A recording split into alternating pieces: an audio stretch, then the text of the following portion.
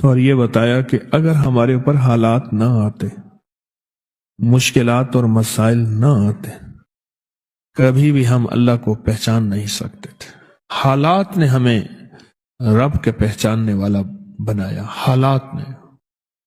اگر حالات نہ آتے، ہم نے رب کو کبھی پہچاننا ہی نہیں تھا۔ اللہ ہے کیا؟ حالات، مشکلات، مسائل،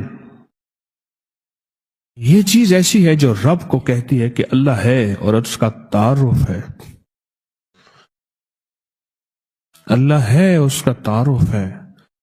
ہم جتنی بڑی بڑی عمارتیں بنا لیں، ان کی بنیادیں جتنی مضبوط کر لیں، میرا رب زمین کو حکم دیتا ہے تو زلزلہ بن جا۔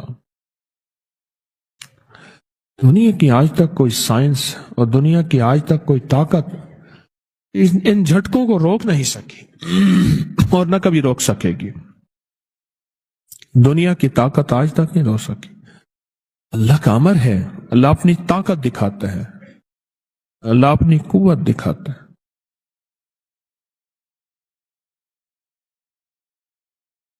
آپ یقین جانیے کہ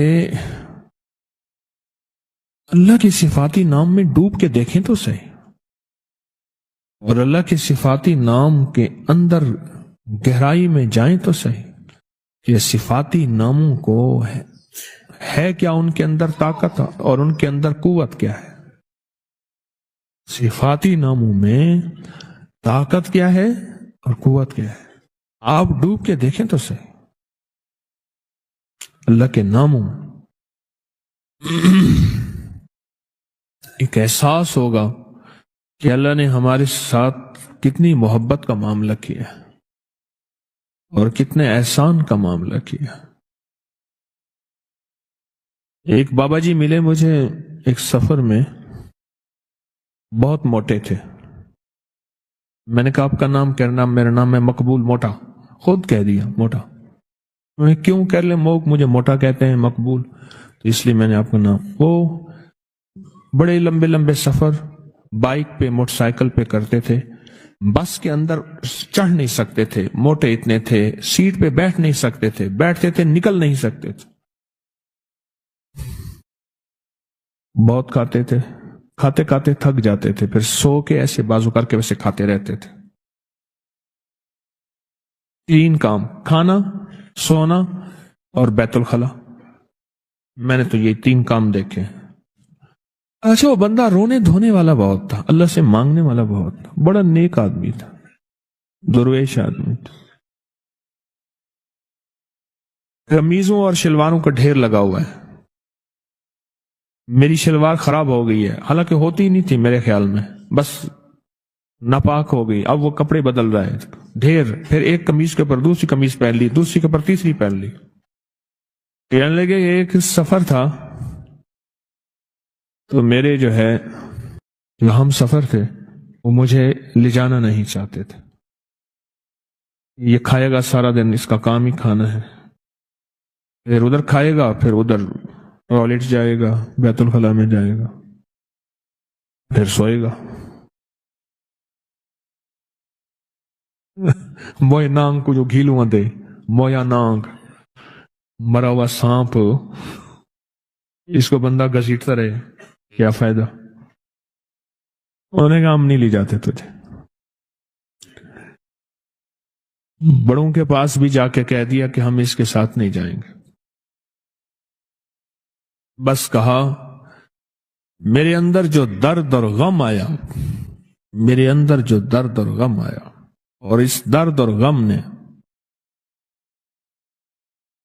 میں نے اس سے کہا، مجھے کہنے لگے میں نے یا کہارو پڑھا، رات کو بیٹھ گیا۔ میں نے کہا کیسے پڑھا؟ پھر انہوں نے مجھے بیٹھ کے ویسے پڑھ کے دکھایا، یا کہارو یا کہار، ایسے جذبے کے ساتھ یہ کوئی نہ مجھ کو یاد رہے، اور تجھ پہ سب گھر بار لٹا دوں، خانہ دل آباد رہے، اور نظر سے اپنی سب کو گرا دوں، فقط تجھ سے فریاد رہے۔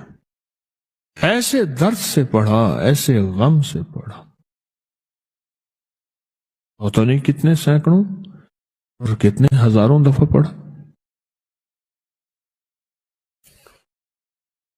اور کتنی دفعہ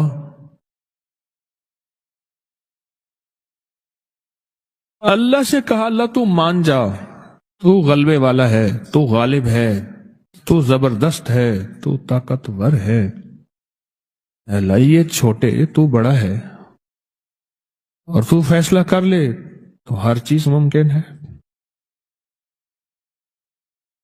جو اللہ سے منوایا، کل صبح مجھے ڈھونڈتے پھر رہے تھے، صبح مجھے ڈھونڈتے پھر رہے تھے،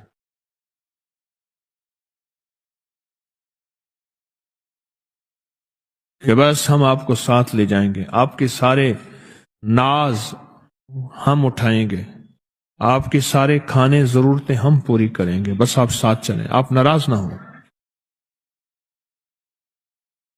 اس نے عرشوں سے فیصلہ کروایا،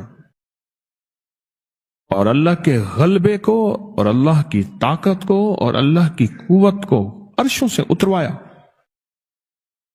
لفظ یا قہاروں کے ذریعے۔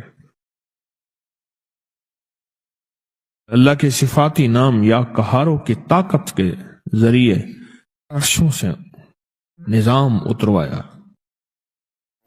حضرت مرزا مظہر جانی جانا رحمت اللہ علیہ نے ایک دفعہ اللہ جل شانہ سے عرض کیا کہ یا اللہ تھوڑی سی آزمائشیں دیں، اتنی دینا جتنی میں سہ سکوں، کہ آزمائشوں میں جو روحانی منزلیں طے ہوتی ہیں وہ آسائشوں میں نہیں ہوتی۔ آسائشیں کہتے ہیں سہولتیں، آسائشیں کہتے ہیں سہولت، اللہ وہ آسائشوں میں نہیں ہوتی۔ یا اللہ کوئی آزمائش دے، آواز آئی میرے بندے آزمائش نہیں سہ سکے گا، اب اگر آزمائش مانگی ہے تو تجھے آزمائش دیتا ہوں۔ اللہ نے بیوی کی شکل میں آزمائش دے دی، ساری عمر اس اللہ کی بندی نے بے عزت کیا اور پریشان کیا۔